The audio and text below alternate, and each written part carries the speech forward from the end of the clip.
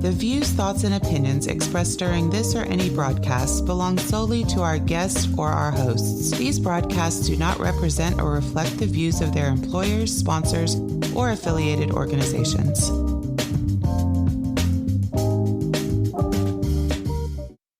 Welcome to the Flipboard EDU podcast with your host, William Jeffrey, where we collaborate, communicate, and educate with the greatest educators in the world on Flipboard. Let's start the show.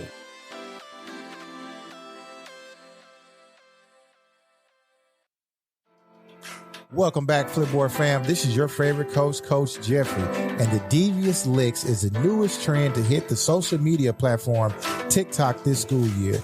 The term hitting a lick means to successfully steal or rob someone without repercussions or retaliation. Students hit licks by vandalizing schools and or stealing from them, swiping items such as soap dispensers and property from teachers or principals' desks. They then post their successful lick on TikTok using the hashtag Devious Licks. TikTok has banned these videos and has shunned this behavior. In spite of the ban, though, the problem persists, and schools are beginning to crack down on students, suspending them for vandalism of public property, and some students have even been arrested. Observing these devious licks has given me two powerful insights. Number one, students are influenced by social media more in education than we thought was possible. And number two, some students are motivated to commit crimes and post about them on social media for social recognition. In my opinion, this trend is another result of the pandemic, and it may shift into its own variant. In this episode, I speak to my former ex-student and former NFL wide receiver, Jarrell Jackson, who is now the owner of API Fitness, along with his friends, TJ Moe, former NFL wide receiver and real estate investor, and the NABC Hall of Fame basketball player, Devin Griffin. We discuss ways to educate students about social media, digital citizenship, and how to stop these trends from taking off. So like we always do at this time, let's collaborate, communicate, and educate with the best educators in the world right here on Flipboard EDU Podcast.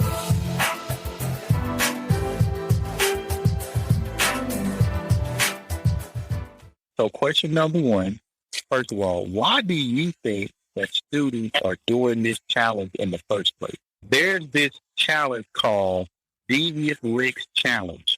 They'll go to the principal's office and steal something that the principal doesn't know is missing from his desk, or take something from the teacher's desk. They'll go into the bathroom and vandalize the bathroom. They'll steal the soap dispensers, or they'll break the toilets, or they'll stand on the sinks and break the sink off the wall, just so they don't get caught.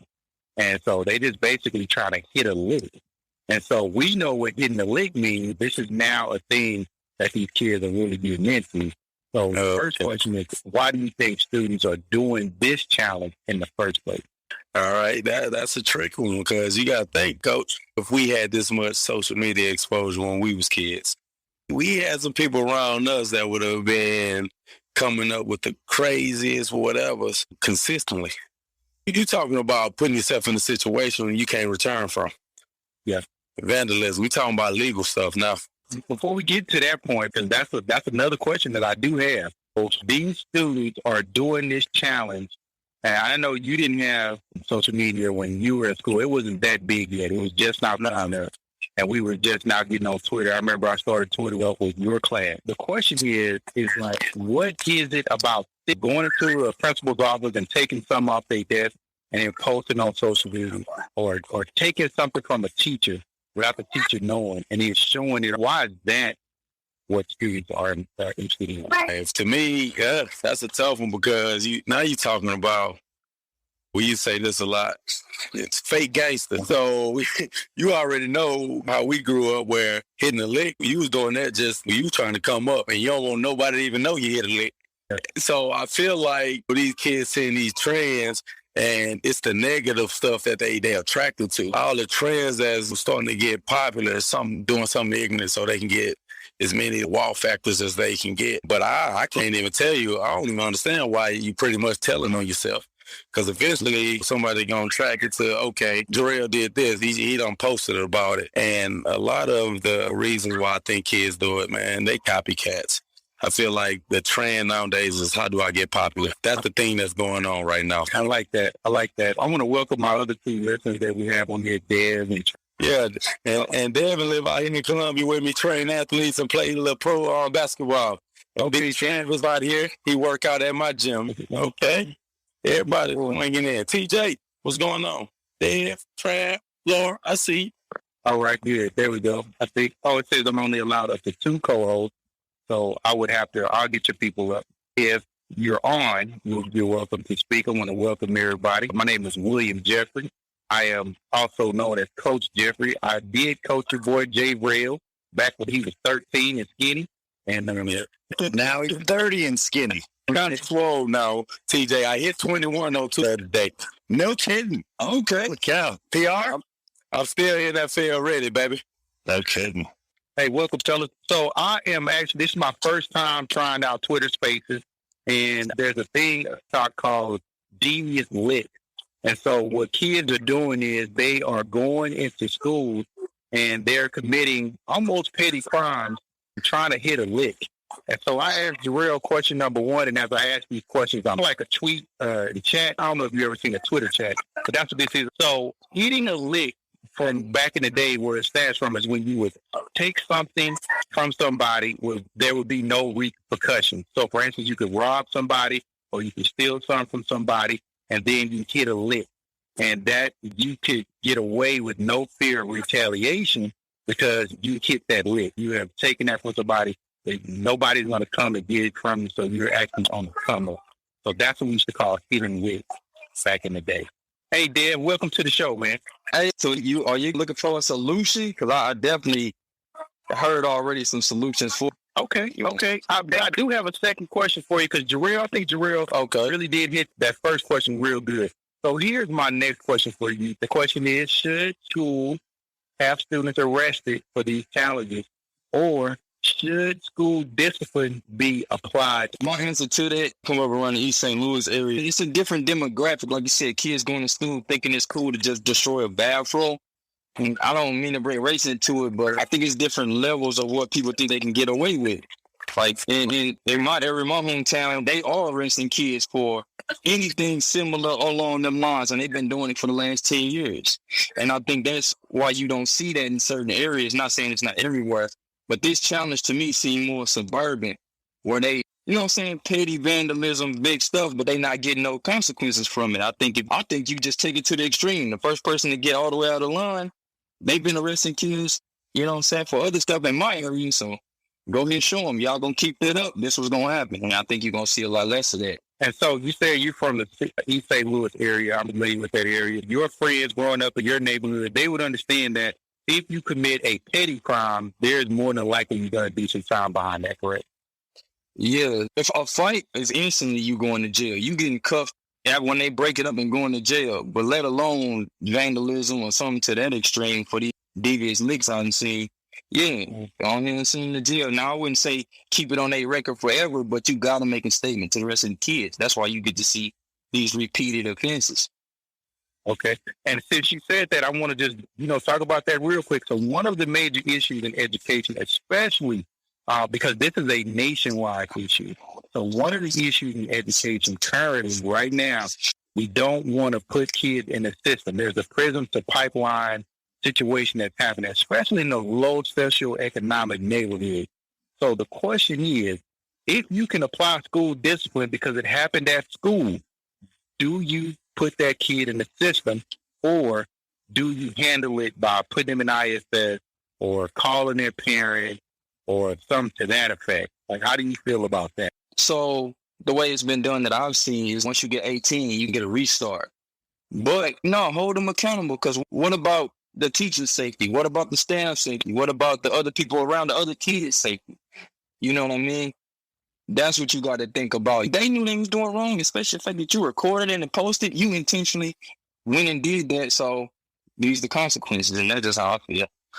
Okay. Thank you, Deb. I appreciate it, man. Hey, thank you for jumping in the hot seat, man. You straight up just jumped in the hot seat and took that question. My next question that I have, what can parents do to help the schools before these acts get started? Anybody want to take that? That was pretty easy. I was well aware that whatever I did at school was going to be way worse when I got home than if I went to jail. That I wouldn't have left my house. I didn't get in much trouble growing up, but the little trouble I got in, you'd be in a room for a month. You'd be in a room for 2 months. You'd be in a room for a summer. Now, Mr. TJ Moe, let me ask you a question, man. What do you do with a student is not afraid of his parents? They're more afraid little Johnny down the street than they are of their mother and father. What would you do in that situation? I don't think it should ever get there. When I was growing up, I was a lot more afraid of my parents. My parents took care of me, but also they made that line real early. It's like, at what point do you grow out of being afraid of your parents if they teach you at age 3, age 4, age 5? I'm not sure there's recovering once you get to 16. That work's got to be done early. I don't want to throw anybody under the bus. Currently, I'm an assistant principal, sir. And again, I told you that I worked in the hood. And I have seen more young men who are afraid of people down the street than they are afraid of their own parents. I know of one who is just will do anything this person tells him to do, but he actually literally beat up his mother just recently, beat his mother up. She told me to do something, he didn't like it, he beat her up. This is a quote-unquote athlete. This particular athlete, he's not an athlete anymore, but beat his mother up. And all of the people that was around him was definitely disgusted with these young men. But that's the reality of a lot of students that are in schools and who are joining these challenges. Yeah, I don't know. It goes back to a nuclear family a little bit. Get dad involved. When dad's not involved, things get tougher. Any one-parent household, if mom's not involved, things get tougher. You got mom and dad there. You got 2 people involved, and that's not the hand everybody was dealt. But that sure makes life a lot easier. Like you said, Real, pretty much as he was young, I'm pretty sure he always been a relatively good guy. But I could say it's no 100% solid answer for that. But I think the relationships, that's where teaching goes beyond teaching. The relationships to those kids and identifying some of those kids before they too far gone. It's a lot to ask. They got to go through them consequences, like I said, behind their actions in the sense of we talking about Devious licks specifically. You come to school, you know you about to do something bad, you about to record it, you trying to get a reaction from your friends. It got to be a major consequence because it's a lot of deliberate steps. But I think, like you said, combating it before it happened, it's not 100% foolproof, but you got to have relationships with them kids that show them signs before. Somebody like you that probably can relate to them. Or it's getting through to them kids and they're going to suffer later in life if they don't get that early. Kids, to commit a crime and video yourself doing it. When we were doing dumb things, we made sure nobody was looking. When I was doing dumb things, there was nobody to look. We didn't have a cell phone. The cell phones that we had, they were bricks with an antenna on the top of it. And if you had one of those, you was doing something. There's another dynamic, and I appreciate what Dev said, is that one of the unspoken things about these Devious licks is that, unfortunately, it's going to mean that teachers and principals are going to have to work harder to establish relationships with these students who are looking for. That's basically what it boils down to. And so I got another question for a brave soul. Do you think that this is an unrecognized symptom of isolation during the pandemic? Should schools be focusing on teaching digital and civil citizenship? That's at home, and I think that's what jail is about. Sometimes them lessons is just learned tough because people know right from wrong. And a school already got enough that they trying to teach, if we're going to be honest. It is so much different now after the pandemic than what it was before the pandemic started, because there are just so many different avenues that I think nobody was really paying attention to. And now, all of a sudden, there's just so many things that have come out of the woodwork. And the ones who suffer the most are the poorest of the children who are looking for the most attention. And so that's like where we are with this.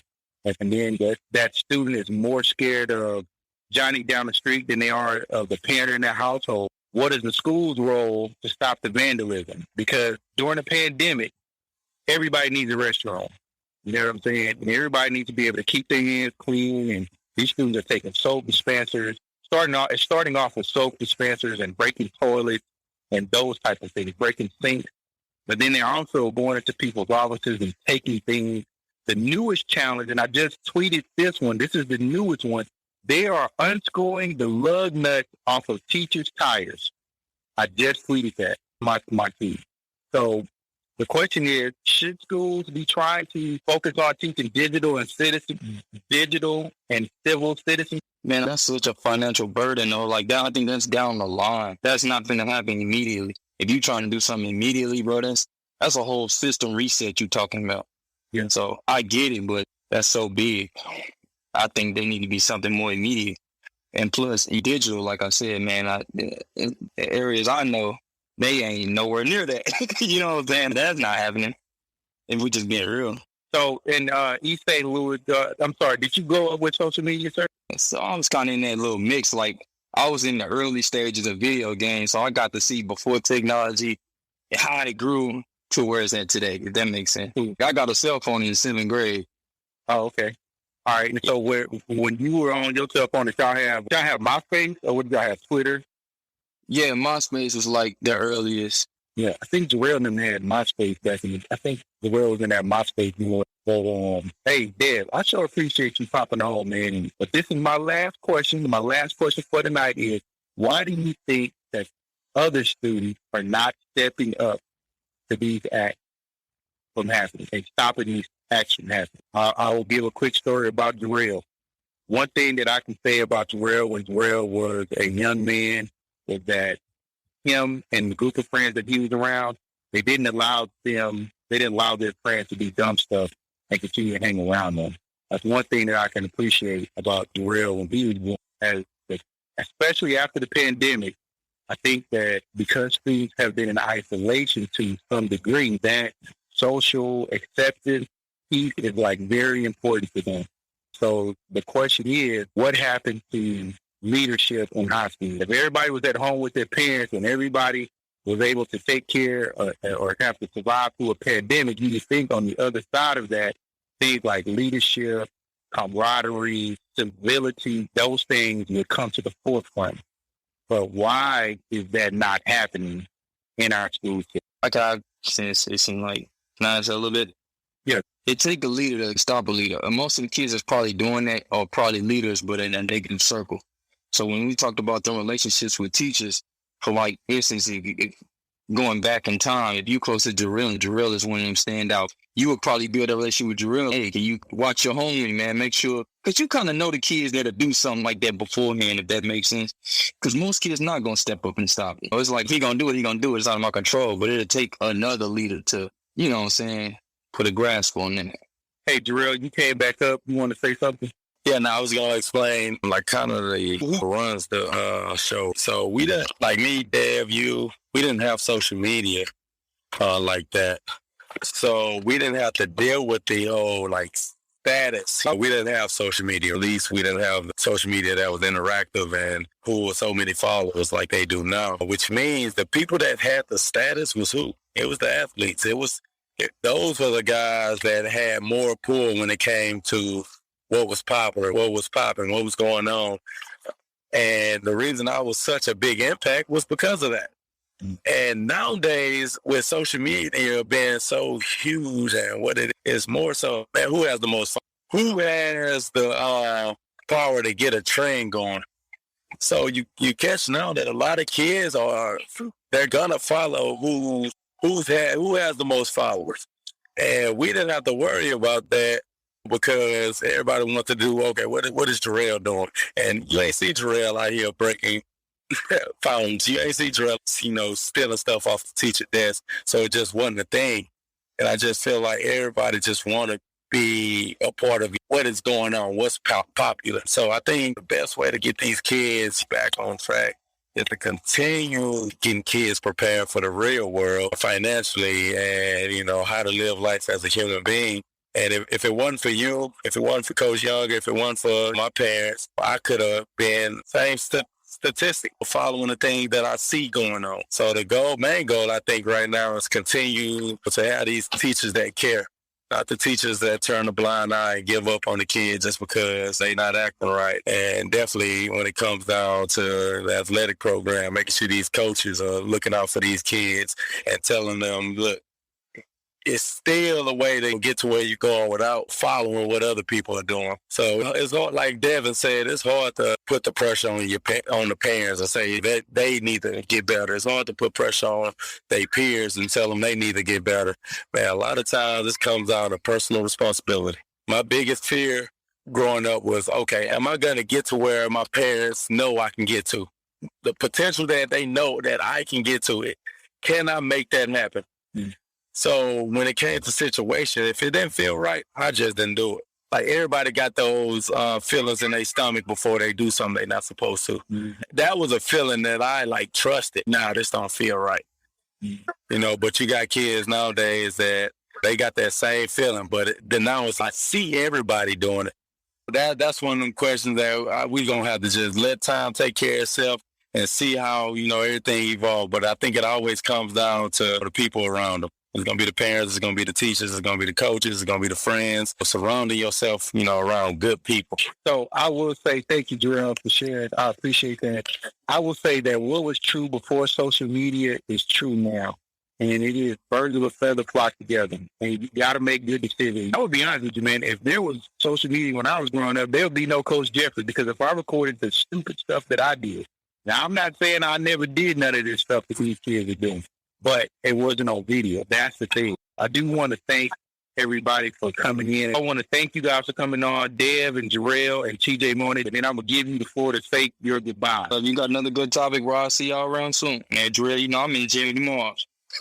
All right, man. I see you. Coach, I appreciate you. And everybody listening, man, this is one of them guys that within them school walls, he care about his kids. And if it weren't for him, I definitely wouldn't be the man that I am today. Ever since I graduated high school, he's checked on me. He showed up to football games, showed up to birthday parties, and has been definitely a father figure for me. So if you get an opportunity to continue to follow this guy, he's going to definitely continue to do great things for the youth. So I appreciate you, Coach, man. Much love. Flipboard EDU podcast is a great resource for teachers, students, and administrators.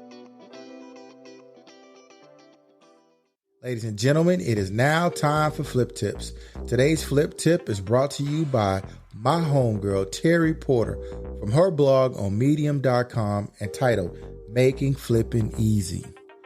There are certain controls in the iOS shared dialog box that I use with a lot of flipboards.